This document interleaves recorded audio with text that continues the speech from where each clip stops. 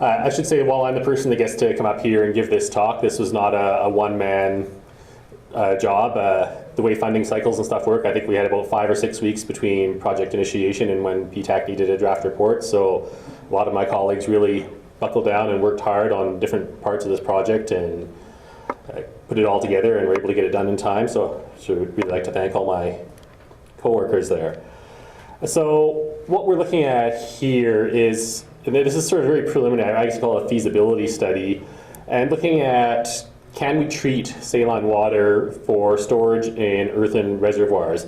Now, we had a talk earlier this afternoon about taking non-potable water from the subsurface and using it untreated in a closed system for fracking. Here we're looking at a sort of maybe a bit of a different approach, where we're taking water that's non-potable, not because it's sour, because it's saline, and treating it. And the question is, okay, if we want to do sort of something that's reasonably sort of economical and feasible, and we want to treat it, maybe we can try to store it on an earthen reservoir. How much do we have to treat it that we're sure that there's not going to be any environmental risks or any human health risks?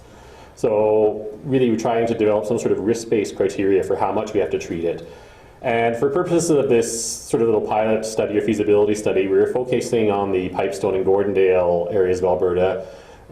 Conceptually, the same process could be used for other parts of the province, but some of the assumptions that went into it might change for that. So obviously one of the big reasons for taking on this project, we're again looking at alternatives to using fresh water for oil and gas operations. We'd rather save the fresh water for things like drinking and not be going and injecting out for fracking. Again, being a little bit proactive on our management of water. And again, if we are going to use this saline water, though, we want to be looking at what are the environmental risks and how can we mitigate those risks. So this particular project had kind of 2 phases to it. The first really is defined as a bit of a regulatory review, and here we're looking at, first of all, what are the actual guidelines for storing and transporting saline water, and also what is the sort of background water quality in this Pipestone and Gordondale area that we were looking at, and also as part of this phase 1, developing some initial risk-based criteria. And phase 2 was a bit of a liability assessment in the end, looking at what are sort of the financial risks of doing the storage and transport of treated saline water. So I'm just going to sort of highlight a few of the very key findings of the regulatory review. I believe at some point in the near future our full report will be up on the PTAC website. But basically, saline water is essentially universally defined as having a total dissolved solids concentration about 4,000 milligrams per liter. That same definition was used in Alberta, BC, Saskatchewan, and Manitoba. All of these jurisdictions have various water quality guidelines related to salinity, often as TDS, but sometimes also sodium and chloride guidelines. They have guidelines for protecting drinking water quality, livestock watering, irrigation watering, protecting aquatic life in nearby surface water bodies. And there's also regulations on how saline water is stored. A lot of it's been done in the past by Alberta Environment and Sustainable Resource Development and the Energy Resources Conservation Board. Presumably a lot of those functions are going to be sort of rolled into the new energy regulator. Alberta Infrastructure and Transportation also has some regulation of salinity or saline water storage, but primarily dealing with road salt storage there. And freshwater storage, meanwhile, is licensed under the Water Act by Alberta Environment. You probably can't read this slide up on there, but it's again some of the key findings, and a lot of it for things like saline water storage is things like the site has to be secure, it can't be too close to a surface water body, there can't be a really shallow domestic use aquifer underneath it, and there's several different ERCB directives in particular that relate to the storage of saline water.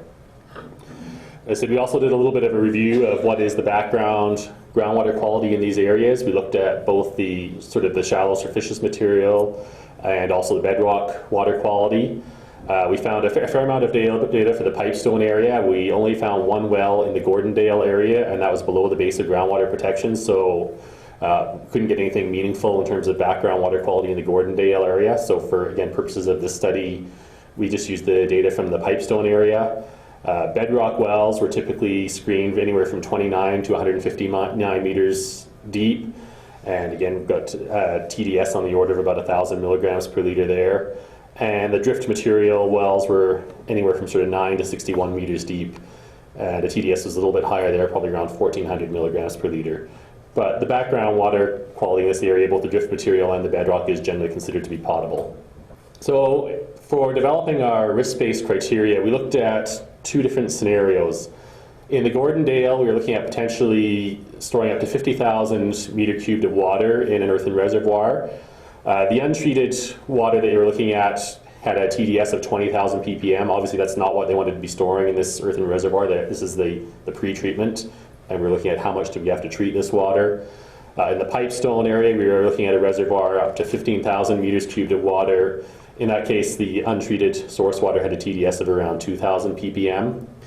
Again, we're looking at an unlined reservoir with a depth of about 5 meters, but in sort of native clay soils with a hydraulic conductivity of 1 times 10 to the minus 8 meters per second or lower. And I used to put that into perspective. Alberta environment typically uses a hydraulic conductivity of 1 times 10 to the minus 7 meters per second, so about an order of magnitude higher than that, as a unit that would be suitable for isolating any sort of contamination from a domestic use aquifer. So a bit of a conceptual model, just sort of, again, showing what the kind of hypothetical scenario we were looking at, where you've got this sort of earthen reservoir storing your treated water. And so no matter how much you treat it, there's going to be some sort of associated salinity. Even if you take a pristine potable water source, it's got some sort of salinity. So we're looking at, okay, whatever salinity remains after treatment, what could happen to this? And we're looking at, obviously, one of the important things is, okay, could it move down from here and eventually end up in a drinking water aquifer under the site? Could it affect dugouts, whether they be used for livestock watering or irrigation water in the area? Could it be transported to nearby surface water body? Could it be brought back up to the surface through capillary rise and impact, for example, plants, crops growing in the area? So we wanted to make sure that this practice wasn't going to have any adverse effects on any of those different receptors. Again, another table that you probably can't read that well on the screen. It's just sort of the assumptions that we made for our hypothetical scenario. Again, looking at sort of 50,000 meter cubed pond, approximately 100 by 100 meters and 5 meters deep. The hydraulic conductivity of the underlying clays, as I said, would be 1 times 10 to the minus 8 meters per second or lower. And just a little bit of information about the climate scenario and depths to aquifers and the like. And we had to look at, okay, well, how are we actually going to evaluate this transport? We didn't identify any existing models that were exactly matching this sort of scenario of the sort of the saline water in a pond and what's going to happen to it. So we looked at what tools we have that exist right now that have regulatory approval that could be adapted. A couple of them that came up were the subsoil salinity tool developed for Alberta environment that's used for evaluating salt transport in the subsurface. Also a simple groundwater mixing and dilution model that Alberta environment is using a lot of their guideline work. Also, we looked at evaporation. Obviously, if you have water that's in some sort of reservoir over time, that water is going to evaporate, but the salt's going to stay there, resulting in increasing salinity. So we do have a little bit of a mass balance model to account for that. And because these models weren't exactly designed for these scenarios, we sort of erred on the side of conservatism. We wanted to make sure that we were being protective of what was going on. And we also performed a sensitivity analysis, varying all the model inputs over sort of reasonable ranges that we'd expect for this area and see what would happen. Basically, our modeling results showed that sort of the 5th percentile out of all the model runs that we did showed that a total dissolved solids concentration of 5,000 milligrams per liter was not expected to have any adverse environmental effects. That 5,000 milligrams per liter was actually also lower than any actual scenario that we ran. So every scenario that we ran generated a guideline of 5,000 milligrams per liter or higher.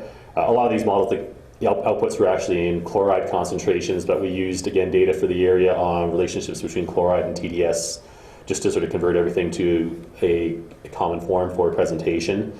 So we felt that value was probably fairly appropriate for a screening value. I guess it's actually not that different than the definition of saline water, which was at 4,000 milligrams per liter. Now, this again is based on sort of worst case assumptions, assumes that a drinking water aquifer is relatively shallow, basically at the shallowest depth that we identified in that area. The moisture side of the climate in that area, and all these possible groundwater uses. In areas where you have a bit of a drier climate and where your drinking water aquifer is deeper, then perhaps a higher guideline could be justified, and again, a guideline could be calculated based on the actual conditions where you wanted to put this earthen reservoir. So the second phase was this liability assessment. And again, looking at just what are the liabilities to industry for taking this approach. And we just sort of built a little bit of a fault tree. We looked at different release scenarios and used both a combination of sort of publicly available data and proprietary data from past studies on what is the possibility of a release of saline water during different scenarios of storage and transport. So we looked at what is the actual scenario where this release occurs, what's the magnitude of spill that we could expect, and what type of spill, what media could be impacted, is this going to be sort of surface soil, or could other media be impacted through this scenario, and what would be the response to any sort of release of the saline water from the storage and treatment. And again, came up through a probability of each thing, and another one of these tables, it's probably not very readable, but it essentially, again, it sort of goes through the fault tree and says, okay, if we have a pipeline, we could either have a catastrophic release during transport of this saline water, whether it be treated or untreated, due to sort of a major pipeline rupture, or you could perhaps have a more gradual release from a small leak in the pipeline. And same if you have a lined pond, you could have perhaps small amounts of the saline water pass through a small opening in the liner, or you could have maybe something more catastrophic where there's significant damage to the liner. And the unlined pond, we considered that there would essentially be a 100% possibility of at least some form of gradual release of this treated water.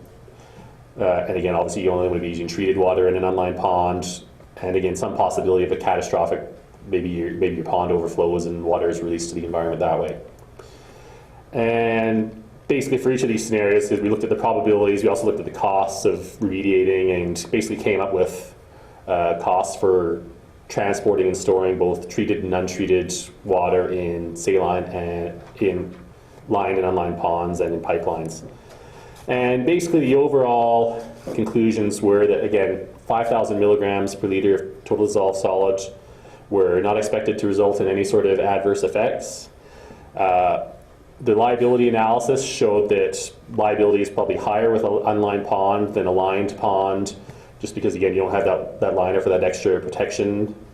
And just with the regulatory framework and the requirements for saline water storage, before proceeding any further, there'd be a definite need for further discussion with the regulators and making sure everyone agrees that is this the right approach and what needs to be done in order to take on this approach. So this is sort of very much, we call it phase 1 and phase 2 of the study. It's really at the feasibility stage right now. There is an external peer review of this work underway. I expect to have the results from that fairly soon. There will be sort of further phases taking this further, including field scale research and seeing what actually happens with this treated saline water. The funding's been approved at this point. The scope of work is still in progress. I don't know what the timing is or who's going to do it or what the exact nature of this field scale research is right now. And again, further discussions with the regulators will be undertaken by industry.